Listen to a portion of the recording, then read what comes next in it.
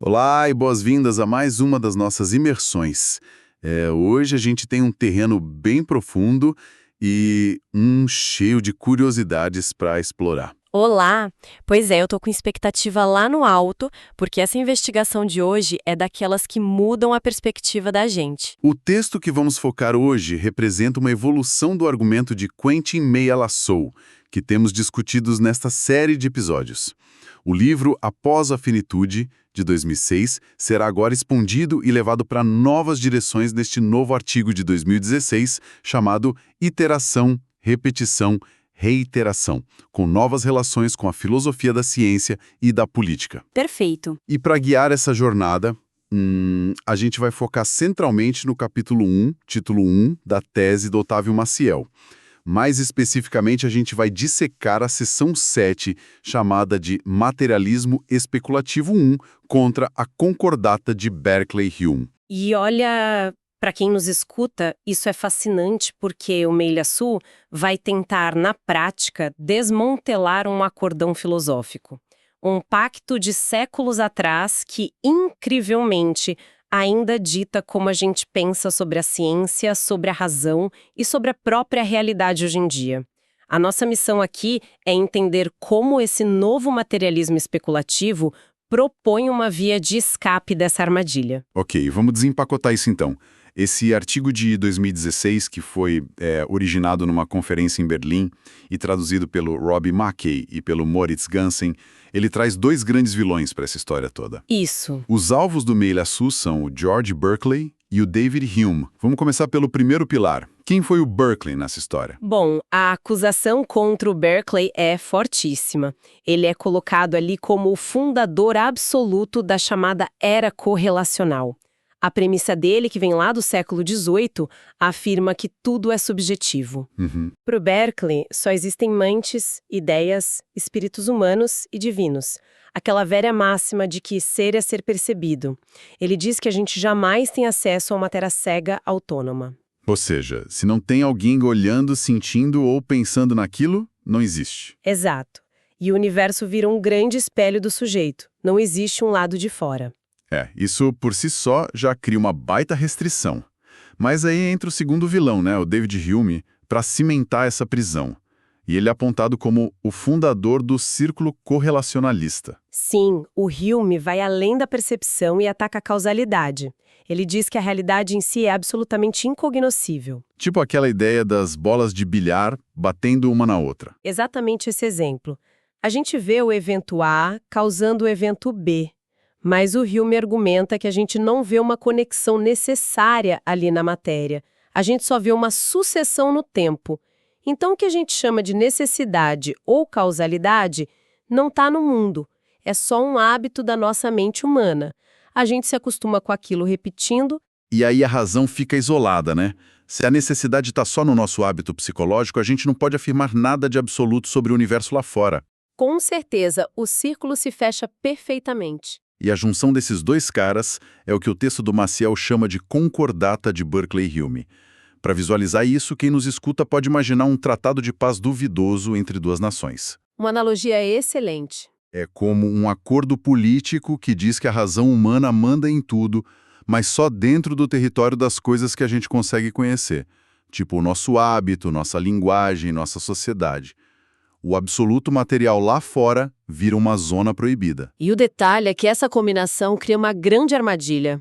O acordo limita a razão apenas aos correlatos cognoscíveis, mas permite, e aí que está o pulo do gato, uma transgressão tolerada. Como assim? Como a razão não pode conhecer o absoluto rigorosamente, a filosofia acaba permitindo que a gente acesse o absoluto por vias não racionais. Abre a porta para o irracionalismo, para uma fé cega, o fideísmo ou uma fé racional. É como se dissessem, olha, a lógica não chega lá, então você pode acreditar no que quiser. E isso é uma capitulação total da filosofia. É abdicar de pensar criticamente. E o texto conecta isso de um jeito muito inteligente com a sociologia dos anos 90, não é? Sim. O Otávio Maciel faz uma ponte brilhante com o Bruno Latour. O Latour diagnosticou a Constituição moderna, que fazia essa mesma coisa de separar puramente a sociedade humana da natureza inerte, mas na surdina deixava um monte de coisas híbridas proliferarem. A concordata faz isso no plano do pensamento.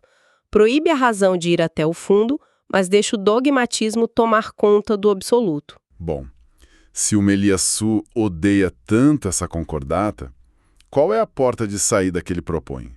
Porque não basta ele bater no peito e dizer que é realista e achar que resolveu.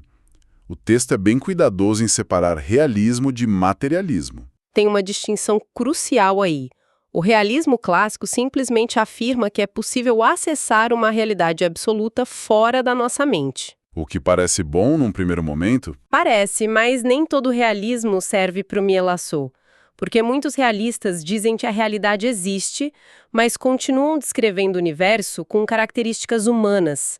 Projetam um propósito, uma intencionalidade, uma razão suprema nas estrelas, entende?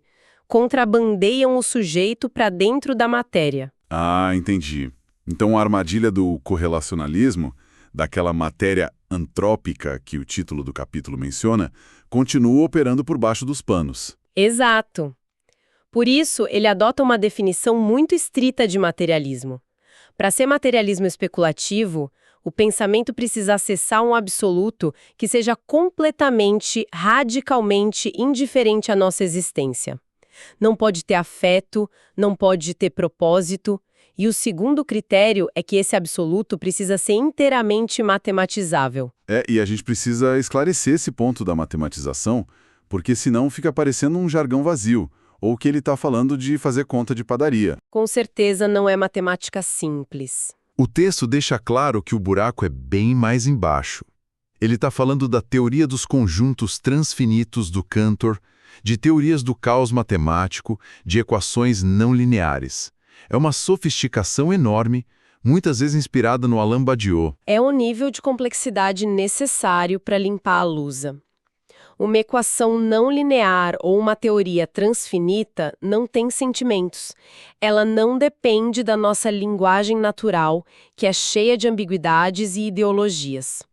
Quando o materialismo especulativo usa essa matemática pesada, ele consegue descrever um mundo referente que não sente nada sobre ser o que é. Essa frase é muito forte, né? O referente não sente nada. E essa é a antítese total do Berkeley. Enquanto Berkeley dizia que existir é ser sentido, o Meliassu usa matemática pura para mostrar que o hipercaos da realidade simplesmente existe sem se importar com a gente. E para lutar contra todo esse pensamento correlacional em bloco, ou seja, como um bloco único mesmo, o Meliassu introduz a ideia de criar fraturas. Isso, fraturas ontológicas. Como essas fraturas funcionam? Porque tem aquele conceito que ele deriva que se chama factialidade.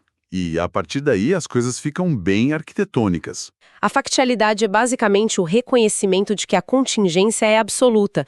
Não existe uma razão última para o universo ser como é. Tudo poderia ser diferente sem motivo nenhum.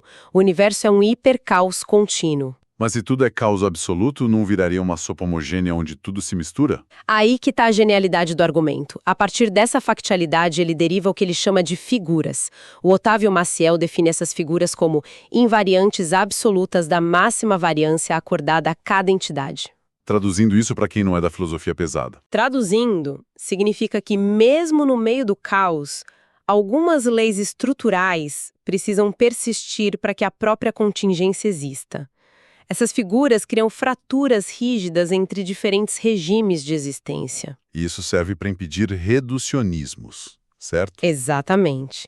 Impede que a biologia seja reduzida apenas a uma construção cultural ou que o pensamento seja reduzido só à fricção de átomos físicos. Cria barreiras que protegem a complexidade e a pluralidade do real. Ninguém fagocita ninguém. Aqui é que a coisa fica realmente interessante, pelo menos para mim, porque cria um aparente paradoxo. Qual? Pensa bem, se o materialismo do Meliassu adora a matemática, se ele quer um rigor extremo e defende que o absoluto é estrutural e puramente descritível por esses meios, ele não deveria se curvar e aceitar tudo que a ciência empírica diz no momento? Uma dedução natural, mas a resposta é um sonoro não. E esse é o grande aviso do Meliassu. O texto traz um exemplo com os espaços de Calabial, da teoria das cordas. Isso mesmo. A ciência está sempre em movimento, sempre revisando suas verdades empíricas. Se um filósofo resolve construir uma metafísica rigorosa e atrela toda a sua teoria do absoluto à existência literal dos espaços de Calabial, o que acontece amanhã se a física descartar a teoria das cordas? A filosofia dele entra em colapso no mesmo segundo, vira poeira. Exato. O sistema filosófico desmorona junto com a teoria empírica superada. Então, a filosofia não pode retirar sua estrutura diretamente do movimento da ciência. O que o Marcel sintetiza aí não é uma submissão à ciência e, ao mesmo tempo, não é um relativismo pós-moderno do tipo a ciência não importa. É o que ele chama de diferenciação funcional entre filosofia e ciência. Uma diferenciação rigorosa. Elas investigam a realidade, mas operam em âmbitos diferentes. Não precisam ser inimigas, mas também não são obrigatoriamente complementares, validando uma a outra passo a passo. A filosofia não é escrava das teorias passageiras da física empírica, e a ciência não precisa de autorização metafísica para avançar. É uma autonomia que respeita as duas partes, o que até responde à questão da colonialidade mencionada no título da tese. Nenhuma disciplina coloniza o método da outra. Perfeitamente colocado.